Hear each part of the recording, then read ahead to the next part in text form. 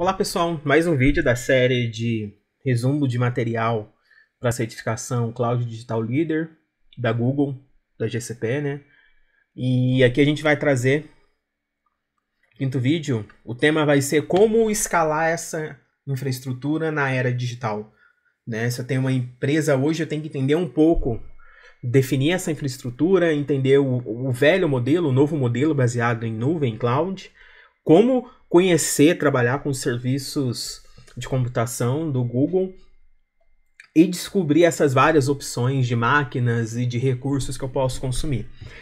A questão, definindo a forma tradicional basicamente era o quê? Eram as máquinas, aquelas grandes cabines com as várias gavetas, máquinas ali, aquelas salas com as máquinas enormes, né? Aquilo demanda investimento em uma infraestrutura de segurança e manutenção e mão de obra especializada bem grande, né? A Cloud trouxe a possibilidade de não ter preocupação com vários desses itens e trouxe uns novos conceitos, né, de infraestrutura, como, por exemplo, a infraestrutura como um serviço, né?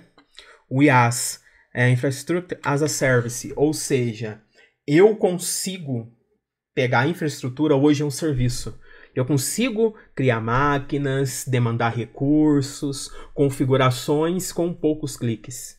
Então virou um serviço. Eu não tenho aquela aquisição de máquina, investimento em equipamento, em hardware para conseguir montar minha infraestrutura. Também tem a questão de plataforma como serviço, né? O PaaS, que ele possibilita novamente, sem essa necessidade de várias ferramentas ou também hardware ou um ambiente, ele disponibiliza um ambiente completo para desenvolvimento de soluções e também deploy, colocar em produção. E é uma infraestrutura que também de suporte para aplicações web, aplicações mobile, enfim, todo esse ciclo de desenvolvimento. Então a gente tem esses novos conceitos, né, que facilita muito. E quando a gente vai para o Google, a gente explora um pouco a infraestrutura, como a gente falou antes aí de data center, o Google está espalhado no mundo inteiro, né? Olha só, vou mostrar rapidamente aqui um pouco o mapa hoje, né? Está assim localizado, aonde o Google possui as suas zonas, né? Como por exemplo a América do Sul, Chile, Europa, Ásia. Vou colocar aqui, por exemplo, no Chile.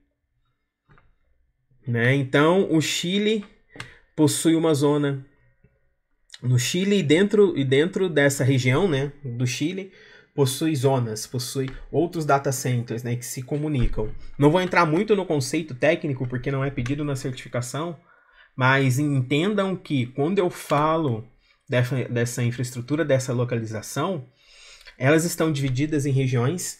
Então é uma região, né, uma região geográfica, como demonstrei aqui, olha, por exemplo, se vier aqui nos Estados Unidos, se a gente pega essa região aqui, olha, Carolina do Sul, né?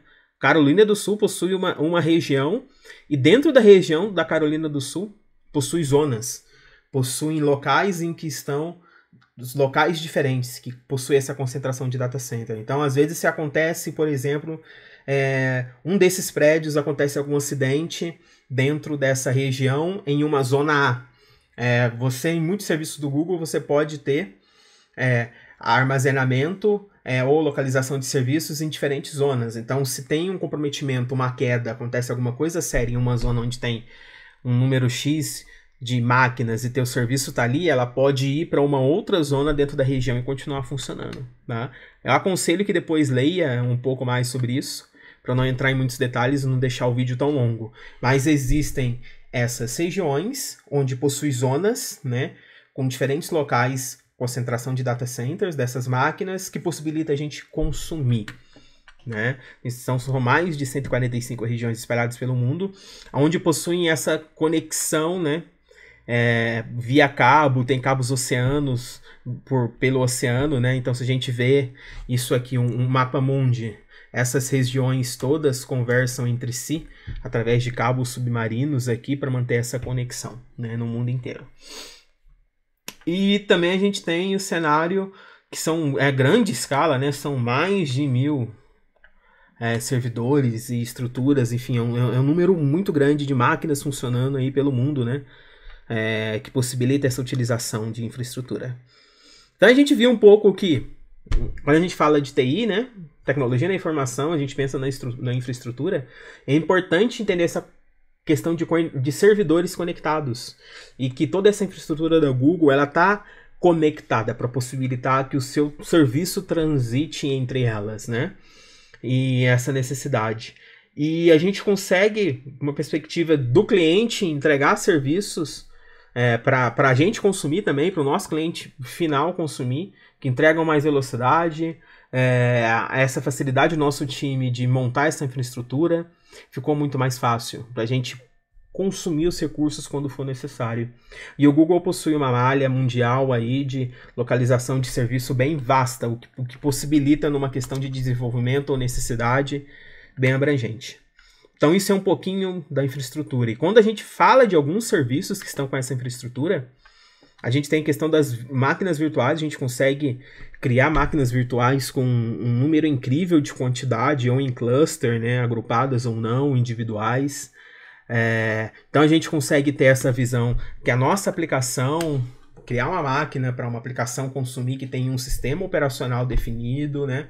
Tem essa questão de uma inteligência que a Google possibilita, que tradicionalmente seria o hypervisor, que seria um supervisor dessa máquina, né? Para que tudo isso funcione. A gente utiliza do hardware, que a gente pode usar para storage também de informação, tem os servidores e essa conexão. Então isso daqui é um ciclo de como funciona a máquina virtual. Quando a gente vai para container, depois clique no link para ver mais detalhes, o container que ele possibilita é um ambiente virtual que facilita para desenvolvimento, né? E ele é muito rápido de iniciar, é muito rápido de replicar, manutenção, e ele possibilita muito aqui um ambiente seguro e unificado, né, para aquela velha história. Se funciona na minha máquina, vai funcionar na sua também. Então, basicamente é isso.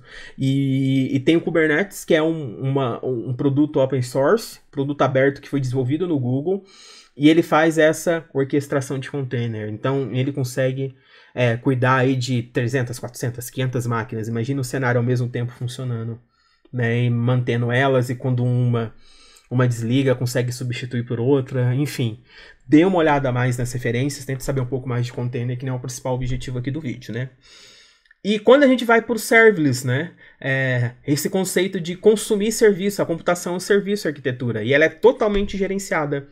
Né? Então a gente tem essa possibilidade do Function as Server, né? Ou seja, eu consigo ter serviços avançados, todo gerenciado, né? Esse funcionamento gerenciado dentro do Google. E ou eu posso também, a grande vantagem, escalar, todos os códigos, execuções são rastreáveis seus logs, o desenvolvimento, deploy é mais fácil, redução de latência, então é um ambiente muito robusto para desenvolvimento de serviços, né? E a gente tem aqui um breve resumo sobre tudo isso, que seria máquinas virtuais, a gente consegue hospedar, utilizar, criar, né? O uso de container, orquestração dentro do Google é muito fácil. O Kubernetes é um serviço que surgiu dentro do Google e hoje é muito utilizado pelo mercado, super aconselho você a aprofundar conhecimento mais sobre isso.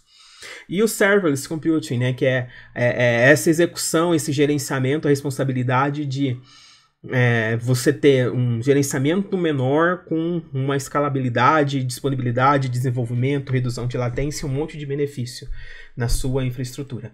Então isso é um pouquinho quando a gente fala de trabalhando com os recursos computacionais. E a gente tem também, quando a gente vai para o Google, alguns tipos de serviços, né? As categorias de computação e seus serviços, e a gente tem as máquinas virtuais, que a gente consegue criar as Compute Engineers, né? Máquinas com instâncias, customizadas, com o padrão que a gente quer.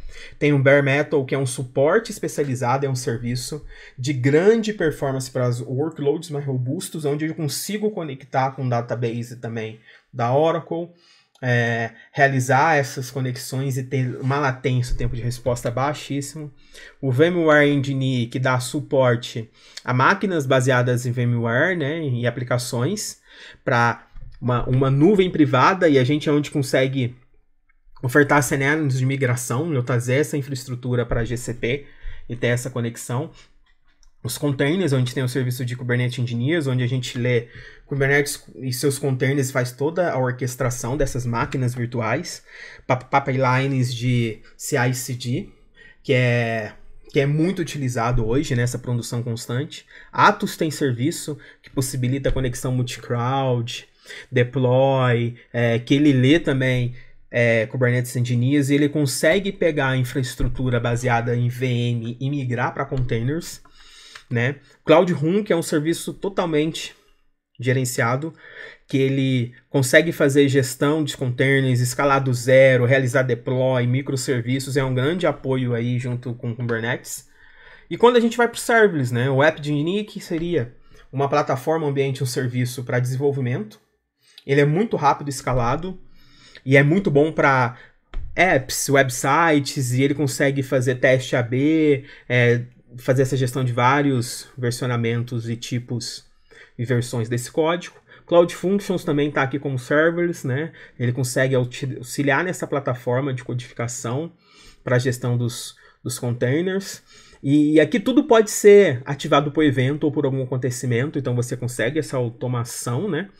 E o Cloud Run, que ele containeriza a aplicação, ele é mais rápido, ele oferece escala, integra com outros serviços do GCP, e ele possibilita esse desenvolvimento rápido e um rápido deploy, né? Então, basicamente, isso é um pouco sobre esses serviços de máquinas virtuais, containers e os serverless, né? Que a gente, resumindo, overview.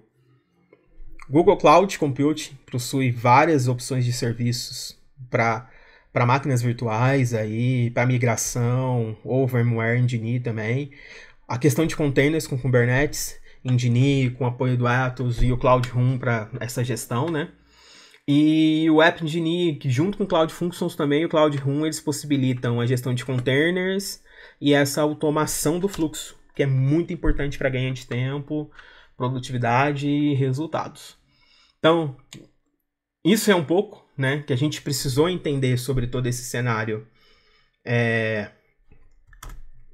Trazer consigo esse entendimento da definição do que é uma estrutura antiga e essa nova estrutura, como trabalhar os serviços de computação e as diversas opções, né, dentro do Google, e conhecer essas outras opções de máquinas virtuais, os containers e alguns serviços para gerenciamento dessa infraestrutura.